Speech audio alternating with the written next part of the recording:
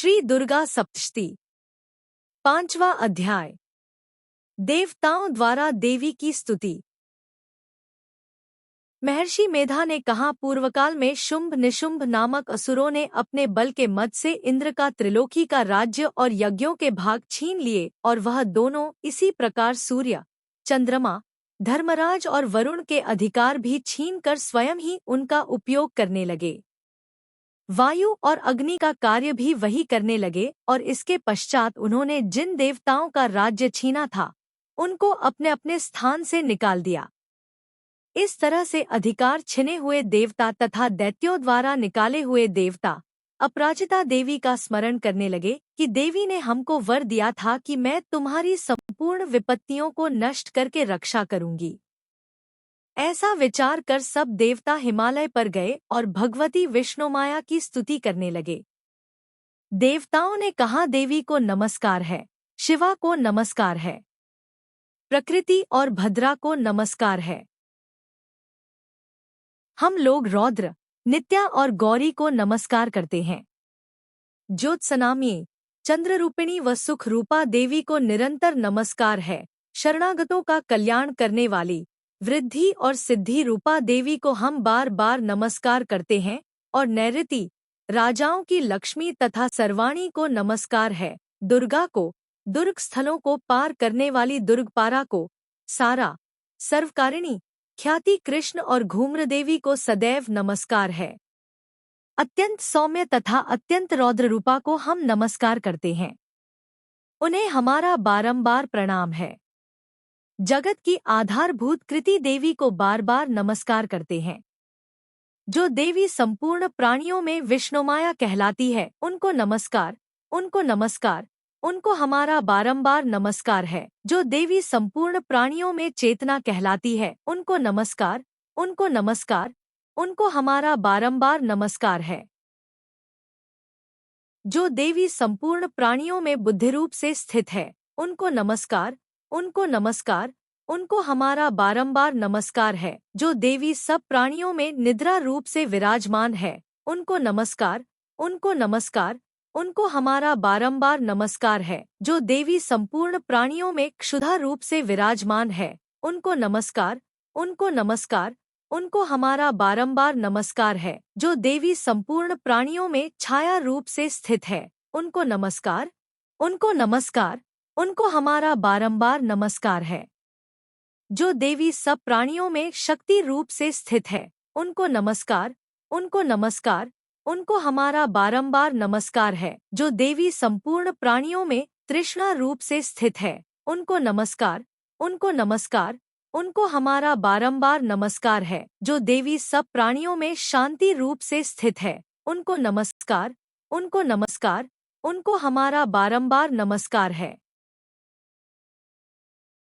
जो देवी सब प्राणियों में जातिरूप से स्थित है, उनको नमस्कार, उनको नमस्कार, उनको हमारा बारंबार नमस्कार है। जो देवी सब प्राणियों में लज्जा रूप से स्थित है, उनको नमस्कार, उनको नमस्कार, उनको हमारा बारंबार नमस्कार है। जो देवी संपूर्ण प्राणियों में श्रद्धा रूप से स्थित है, उनको नमस्कार, उनको नमस्कार, उनको हमारा बारंबार नमस्कार है। जो देवी संपूर्ण प्राणियों में कांति रूप से स्थित है, उनको नमस्कार, उनको नमस्कार, उनको हमारा बारंबार नमस्कार है। जो देवी सब प्राणियों में लक्ष्मी रूप से स्थित है, उनको नमस्कार, उनको नमस्कार, उनको हमारा बारंबार नमस्कार है। जो देवी संपूर्ण प्राणियों में वृत्ति रूप से स्थित है, उनको नमस्कार, उनको नमस्कार, उनको हमारा बारंबार नमस्कार है। जो देवी सब प्राणियों में स्मृति रूप से विराजमान है, उनको नमस्कार, उनको नमस्कार, उनको हमारा बारंबार नमस्कार है।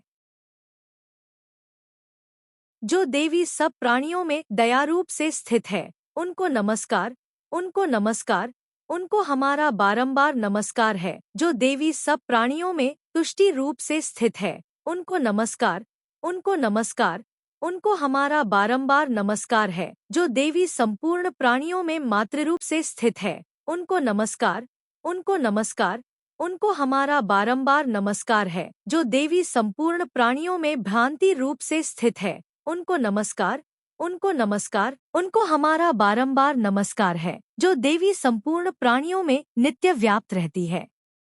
उनको नमस्कार, उनको नमस्कार, उनको हमारा बारंबार नमस्कार है, जो देवी चैतन्य रूप से इस संपूर्ण संसार को व्याप्त करके स्थित है। उनको नमस्कार, उनको नमस्कार, उनको हमारा बारंबार नमस्कार है।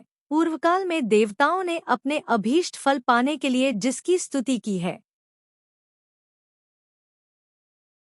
और देवराज इंद्र ने बहुत दिनों तक जिसका सेवन किया है, वह कल्याण की साधना भूता ईश्वरी हमारा कल्याण और मंगल करे तथा सारी विपत्तियों को नष्ट कर डाले। असुरों के सताए हुए हम संपूर्ण देवता उन परमेश्वरी को इस समय नमस्कार करते हैं, तथा जो भक्ति पूर्वक स्मरण किए जाने पर तुरंत ही सब विपत्तियों को नष्ट कर देती है, वह जगदम्बा इस समय भी हमारा मंगल करके हमारी समस्त विपत्तियों को दूर करे। महर्षि मेधा ने कहा, हे राजन, इस प्रकार जब देवता स्तुति कर रहे थे तो उसी समय पार्वती देवी गंगा में स्नान करने के लिए आई। तब उनके शरीर से प्रकट होकर शिवादेवी बोली, शुंभ दैत्य के द्वारा स्वर्ग से निकाले हुए और निशुंभ से हारे हुए यह देवता मेरी स्तुति कर रहे हैं। पार्वती के शरीर से अंबिका निकली थी, इसलिए उनको संपूर्ण लोक में कौशिकी कहते हैं। कौशिकी के प्रकट होने के पश्चात पार्वती देवी के शरीर का रंग काला हो गया और वह हिमालय पर रहने वाली कालिका देवी के नाम से प्रसिद्ध हुई। फिर शुंभ और निशुंभ के दूत चंड मुंड वहां आए और उन्होंने परम मनोहर रूप वाली अंबिका देवी को देखा।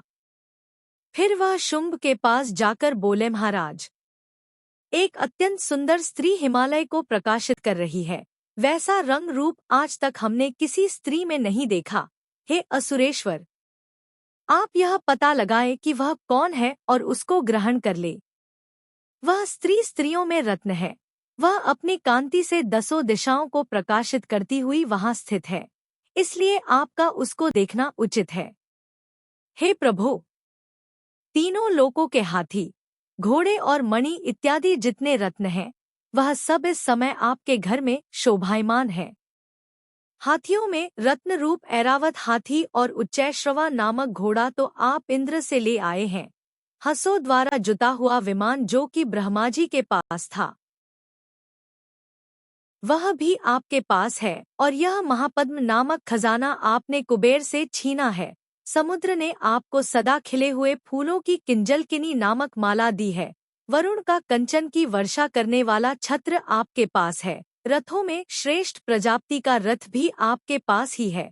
हे दैत्येंद्र, मृत्यु से उत्क्रांतिदा नामक शक्ति भी आपने छीन ली है, और वरुण का पाश भी आपके भ्राता निशुंभ के अधिकार में है, और जो अग्नि में न जल सकें से 2 वस्त्र भी अग्निदेव ने आपको दिए हैं। हे दैत्यराज, इस प्रकार सारी रत्न रूपी वस्तुएं आप संग्रह कर चुके हैं, तो फिर आप यह कल्याणकारी स्त्रियों में रत्न रूप अनुपम स्त्री आप क्यों नहीं ग्रहण करते? महर्षि मेधा बोले, चंड मुंड का यह वचन सुनकर शुंभ ने विचारा कि सुग्रीव को अपना दूत बनाकर देवी के पास भेजा जाए। प्रथम उसको सब कुछ समझा दिया और कहा कि वहां जाकर तुम उसको अच्छी तरह से समझाना और ऐसा उपाय करना जिससे वह प्रसन्न होकर तुरंत मेरे पास चली आए। भली प्रकार समझाकर कहना। दूत सुग्रीव पर्वत के उस रमणीय भाग में पहुंचा जहां देवी रहती थी। दूत ने कहा, हे देवी, दैत्यों का राजा शुंभ जो इस समय तीनों लोकों का स्वामी है, मैं उसका दूत हूँ और यहाँ तुम्हारे पास आया हूँ। संपूर्ण देवता उसकी आज्ञा एक स्वर से मानते हैं। अब जो कुछ उसने कहला भेजा है वह सुनो।